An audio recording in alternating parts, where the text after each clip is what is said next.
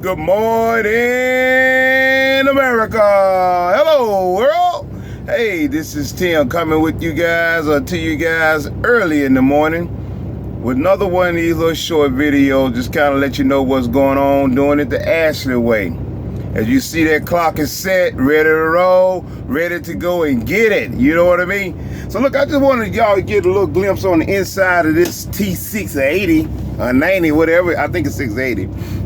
As you all can see in the dashes there, this is the one. So you can actually check the weight on your suspension with this one right here. You will know if it's right there, bud, like at that 50 right there, I'm gonna be pretty even on my tandems and my trailer axle as far as the weight is concerned. But that tells you the weight, how much weight you got on your drive axle. That's your boost pressure. Of course, you know that's the oil temperature. The temperature of the oil, not the oil pressure, but the oil temperature, that let you know whether or not it's getting too hot. Because if that temperature start getting on over there, you may not see anything going off over here, but if you see, you got to keep your eyes on that oil temperature. And this is your transmission oil temperature. And then that is your fuel filter right there. So you do got to keep your eyes on these gauges, because they do tell show signs of deterioration in the performance of the truck, especially when it goes to the climates that you're in. If you're in a very hot area, you really need to watch that oil temperature. You really need to watch your transmission temperature. And you really need to watch like the water temperature, like just sitting here, it's at about 200. But they usually go to 225, almost 250 before that fan kick on. Now, if your water temperature gets over there and your fan doesn't kick on, you got problems. You got problems. Always listen to your engine fan when you riding in warm climates to make sure that that your fan is kicking on. Or if you turn the air condition, it should kick on. Okay, now this is your oil pressure. So you want to make sure you always keep your eye on your oil pressure between what? This should be right about 30 to 40, just idling. And then you drive, of course, it goes up. Your voltmeter should always be ready at about 14. That's what they do. That's 12, 13, 14, 15. Get over in this area. If it gets over in that area, it's charging too much. That means that you got a bad alternator or something, and it'll blow up your battery if it gets to charging too much. And if it gets down over here, that means it's not charging enough. You're gonna have a problem. Light starts to get dim, stuff starts to work sporadically and stuff like that. Of course, you know that's your RPM. Now, on your RPMs, basically, a light will come on up there with a little gear, and it'll tell you when to shift. But I usually shift at about 15. If you get it at 15 every time and shift, you'll go into the next gear with no problem. So you always want to pay attention to your tachometer, your RPM. Always get your RPM between 15 and 20. Anywhere in there, you should be able to shift fine with no problem. Of course, your fuel hand. I'm gonna tell you, when it comes down that fuel, I have gotten right down there on that bad boy, because I push the limit sometimes because I don't even want to stop. I want to make it to my next point of reference, and I just have had a lot of experience, so I really know how far to push it, but I don't like doing that. But you always, when you get down there, I'm gonna tell you, when you right there on that quarter, I can go another 200 and some miles between there and there. I'm telling you, seriously, you don't think you can, but you can. Because you got big tanks on here. It's not like a regular car. As you see, I got a check engine light on. And that can come from RPMs idling too high, coming down a hill, or idling too long, regen light come on and stuff like that. So, you know, again, that doesn't bother me. But when I go in, they will reset everything and fix that. That light up there indicates that your engine brake is on, what we call retard brakes or Jake brakes. Okay, so that light is on, and this is what controls that. You turn that off, that light goes off. So that's what works your Jake brake. This works your cruise control. This is your tracking control. And that's like if you're in a snow, weather, whatever, you can use that to get better traction, to lock it in or disengage your differentials. This is the brake pressure. This is how much pressure you apply when you get on the brake. Like I'm gonna get on the brake. You're gonna see it move. See how it move? That's how you tell whether or not you have any leaks or anything. If you hold your foot on the brake pedal and that bad boy go up, I'ma hold like that. See how it's holding? Now if this thing here start to fall while you got your foot on the brake press, you got an air leak somewhere.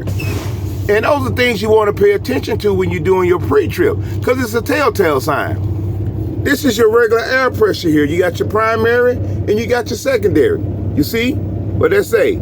Prime, secondary. Right now it's sitting out at about 100, 105 maybe. And your primary, which is the orange, and you got the green, which is secondary.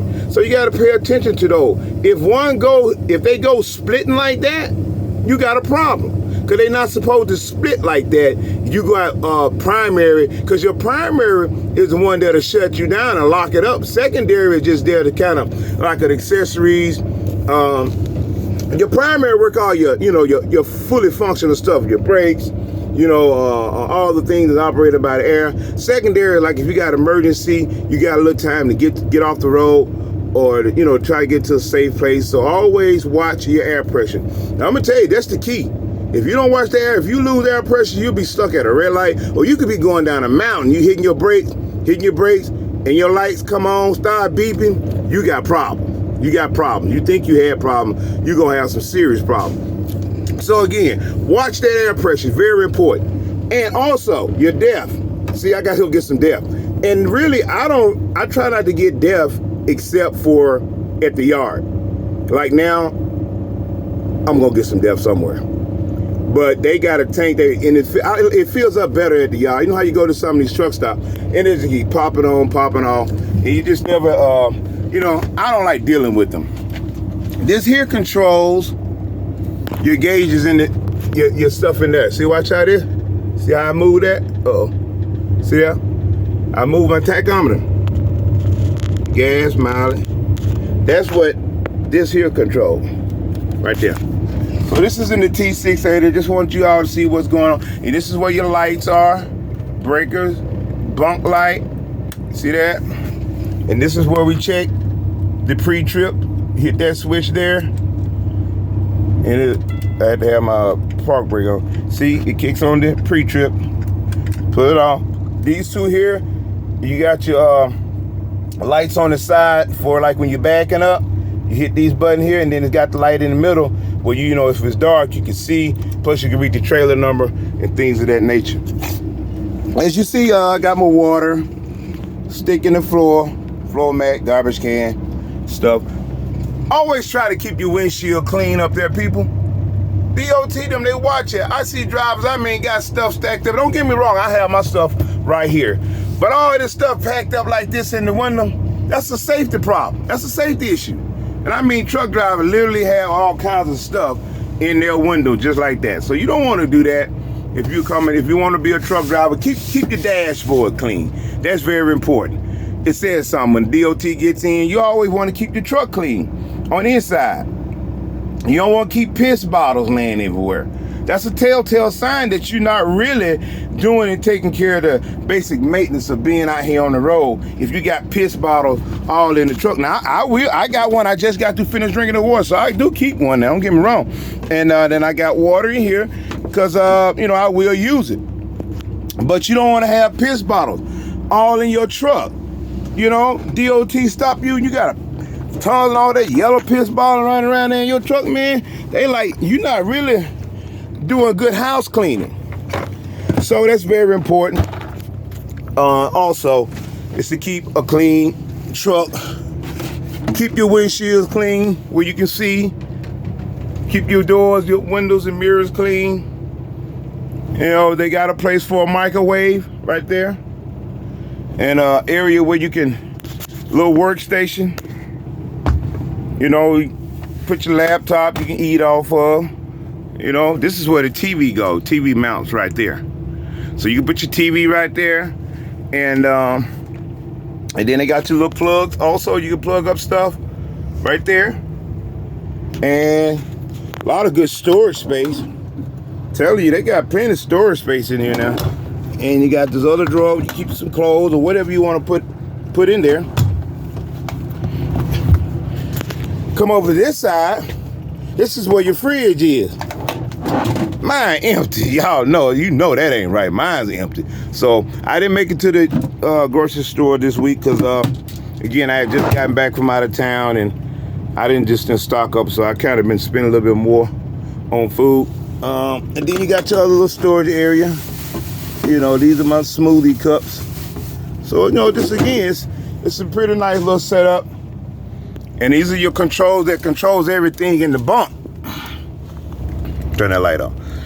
This controls everything in the bunk from your air conditioning, heat, radio. You can also control them little red lights come on. This is the light up top. This here, you can lock the doors from back here. Just in case you lay down, you say, man, I ain't locked the doors. You push that button right there, you can lock the doors. That's for the refrigerator. You got a charging port. You got a cigarette lighter. A charger, and this controls the AP, not the APU, but the your voltage, and you know that supply the power to everything that you use for your accessory. This here controls your APU unit, and you only can turn that on when the truck is not running though. When the truck is running, you can't have that on. It'll be on like this, but you can set it to where when you turn the truck off, it'll kick in automatically like your thermostat at your home. So those are the controls. And again, you got your little lights over here, little light pedal. And they have bunk beds. And I just use the top for storage, stuff like that. And that's pretty much it. And these doors, actually, these here, they open. Let me show you. You probably can't see, you can't see me now. This opens here. Ta-da! So you can open up, and when you park, you can let some light in. You know, that's for the bunk. And you can open up, it's like an emergency hatch. You can open them up on both sides. But you always want to make sure that's closed. And there's one on this side too, as well. Let's turn that light out right there. Let's see. That thing be tight too. See, again. So you can open up your doors when you're sitting in a nice breeze, it's cool outside. You can open up both of those vent doors on the side and let air come in and circulate. See, I'm getting loaded back there. Hey, what's up, Ashley Way? That's what's up. So there you have it. On the inside, a lot of storage compartment up there. Plenty of storage space. Plenty of storage space. Plenty of storage space. Plenty of storage space. Good leg rooms, stuff like that. So that's on the inside. Now I haven't gotten the truck washed yet. Yeah, T680, KW T680. That's on the inside of it. And I haven't gotten the truck washed yet because, again, I just well, number one, they usually have it at our terminal. You just be down a lot, you know. So it most definitely overdue. And when I went in for the at the Blue Beacon, I didn't know I had to put the A in front of my truck number, and so I couldn't get a wash, and I wasn't going to pay for it. So I said I'll wait. Another driver told me you got to put the A in front of your truck number. And that's my little damage I had, guys. So yeah, she's dirty. But I'm gonna get her cleaned up, I tell you. And I just wanted y'all to see, you gotta get, these are some of the tight spots you gotta get into sometimes. It's real tight over here. I'm at this Citgo getting it's a back haul. And I'm gonna tell you, getting to that dock there it was something, man. Cause they got these other trucks like this guy here, he getting ready to come in. And they the one come in, they load this oil from the rack. I think he's done. Yeah, he's done. I see him coming. So look, guys, I got to go. Y'all be good. Just want you to see, this is my little setup. And I'll talk to y'all later. All right, you want me to pull up out the way?